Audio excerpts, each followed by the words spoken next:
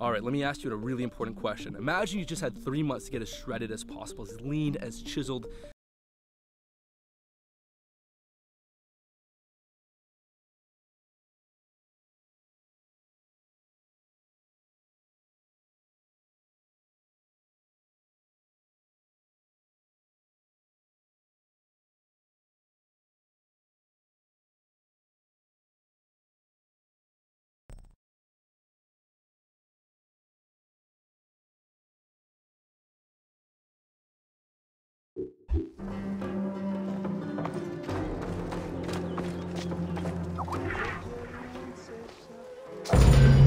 Welcome to Rediscovering Egypt.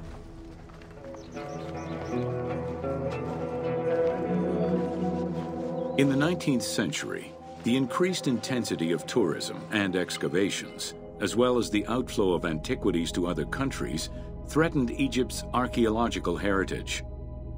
Egyptians took part in this destruction by ransacking sites for artifacts to sell, quarrying stones from ancient monuments, and removing sebak, ancient mud bricks, to reuse for their own purposes.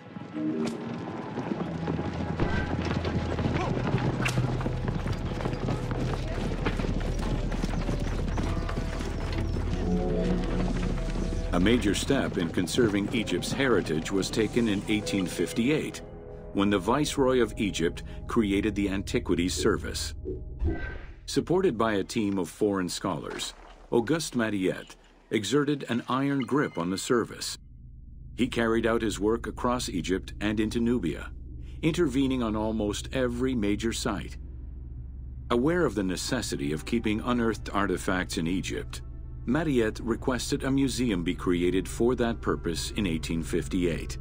This museum was the ancestor of the Egyptian Museum.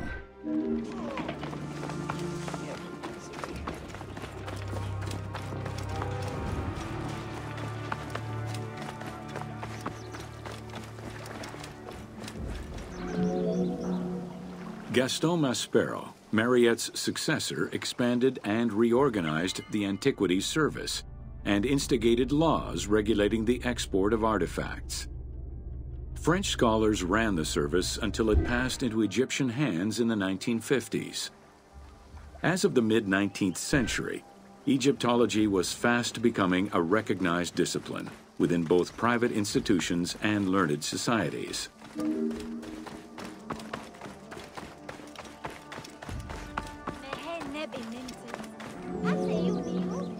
A French architect, archaeologist, and former researcher, Jean-Claude Golvin, now specializes in the artistic reconstruction of ancient cities and monuments. To date, he has created more than 800 drawings, which include 3 volumes focusing on the reconstitution of ancient Egypt. His work is exquisitely detailed and can be found in books and museums around the world.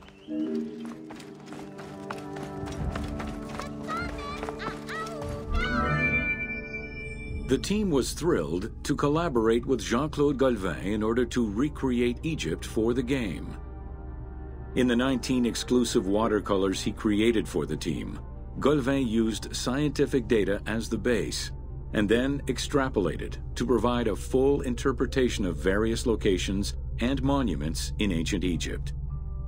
Both early sketches and fully rendered images were then used by the team as references while building the world of Assassin's Creed Origins.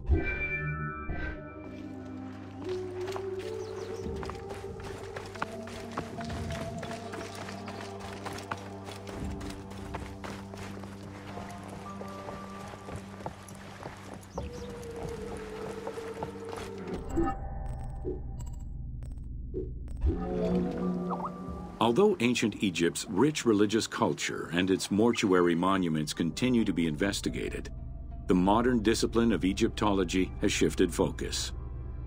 Rather than single-mindedly retrieving impressive artifacts, Egyptologists today focus instead on increasing the body of knowledge.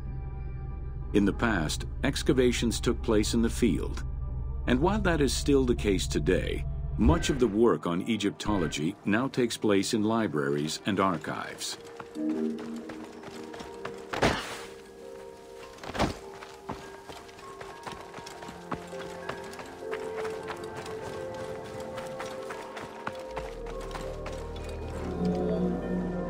Today, archaeology in Egypt relies on an interdisciplinary approach, where traditional Egyptologists are helped by a wide spectrum of scientists from other disciplines and new non-invasive techniques. GPS data, satellite imaging, and ground-penetrating radar allow archaeologists to gain a sense of what lies underneath the ground before excavating.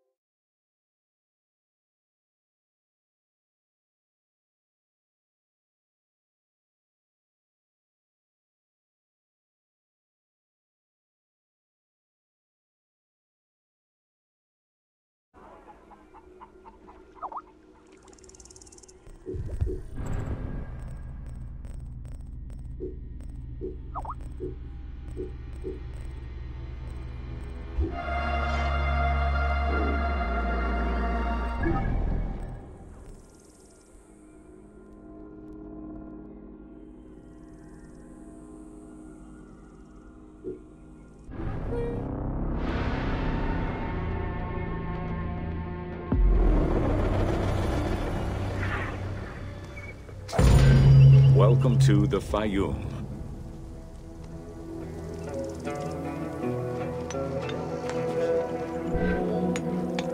The Fayum Oasis is an enormous basin in the western desert that formed from the Nile's overflow.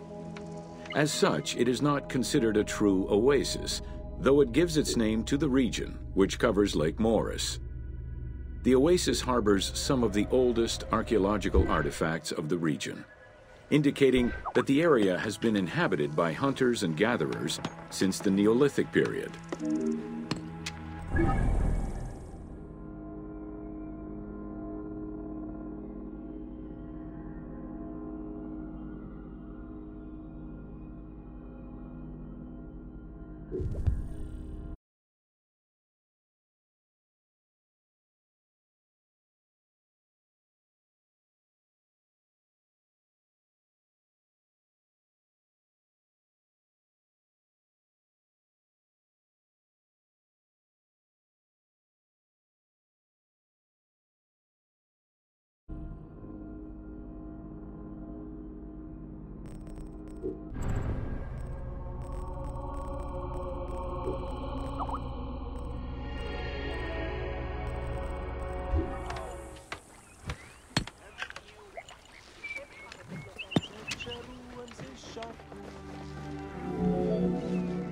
The Fayum Oasis drains into Lake Moeris, which was a large freshwater lake, but at some time became a saltwater lake.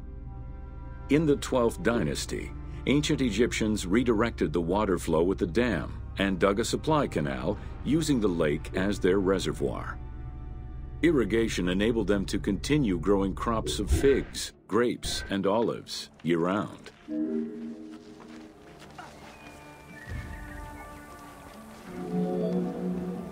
Reed boats, feluccas, triremes, and kerkeros were the most commonly found craft within the landlocked waters of Egypt.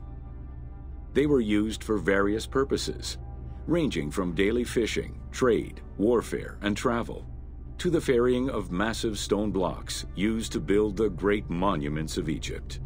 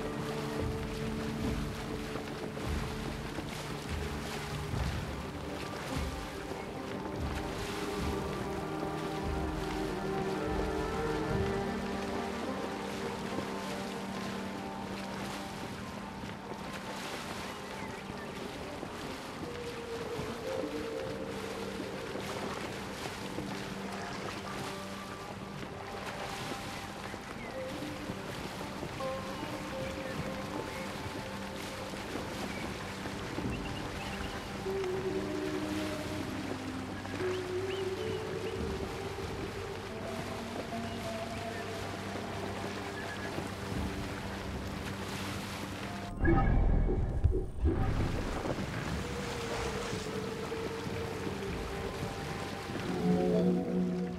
most impressive pyramids of ancient Egypt date from the Old Kingdom and can be found on the sites of Giza, Saqqara, and Dashur. However, one particularly famous pyramid of the time is located elsewhere.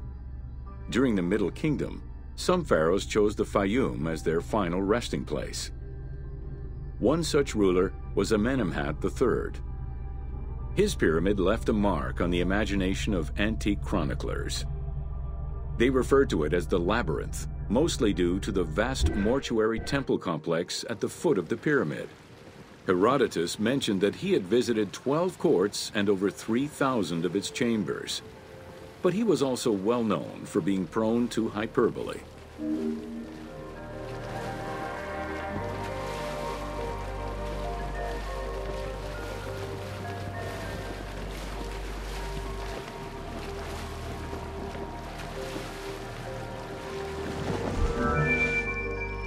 Amenemhat's pyramid was built with a brick core and covered with stone slabs, designed to be impenetrable.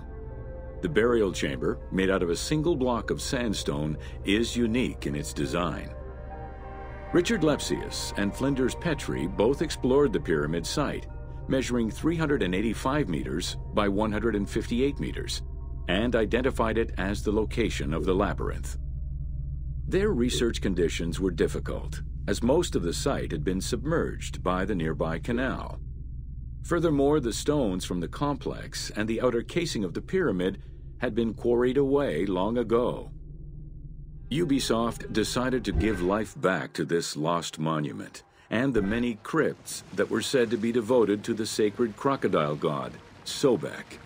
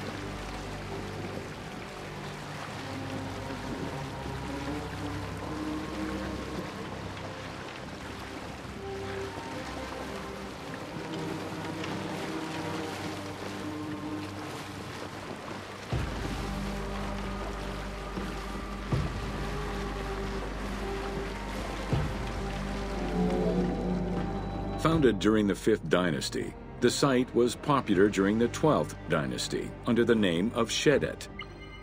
During the Ptolemaic era, the metropolis was named Crocodilopolis by the Greeks, in honor of the crocodile god Sobek.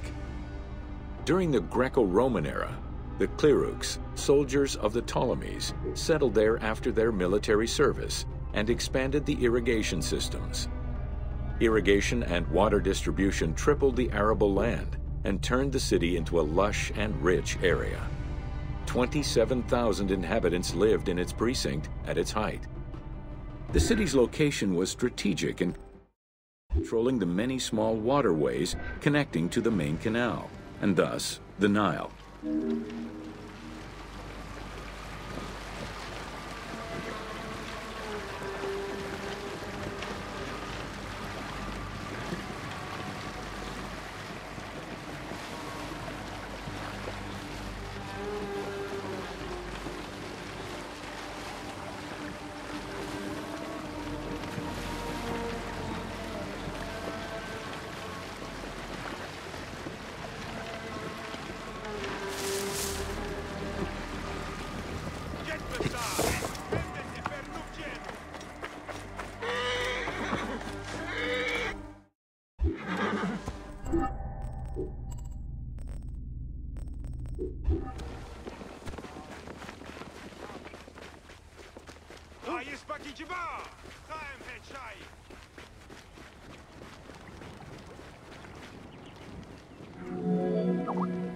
The region's main cult was that of Sobek of Shedet, a divinity associated with water and fertility, both very important to an area that depended on irrigation. Many local villages had the title Town of Sobek added to their official designations. During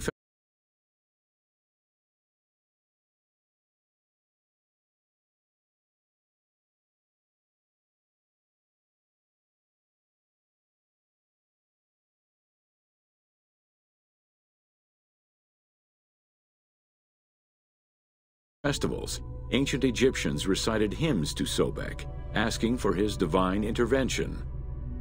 Greek settlers and later Romans would help the Temple of Sobek's economy to flourish by adopting the local embalming mortuary rites. Their sarcophagi were beautifully painted and adorned with amazingly realistic portraits.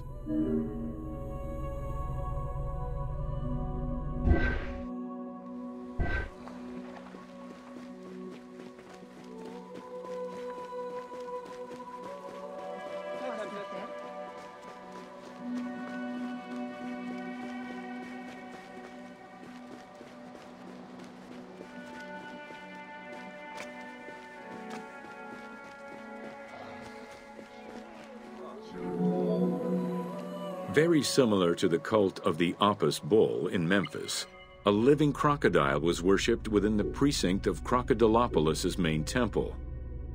Known as Sobek to the Egyptians and Sukkos to the Greeks, it was reported by Strabo that priests fed it with meat, wine, and honeyed milk.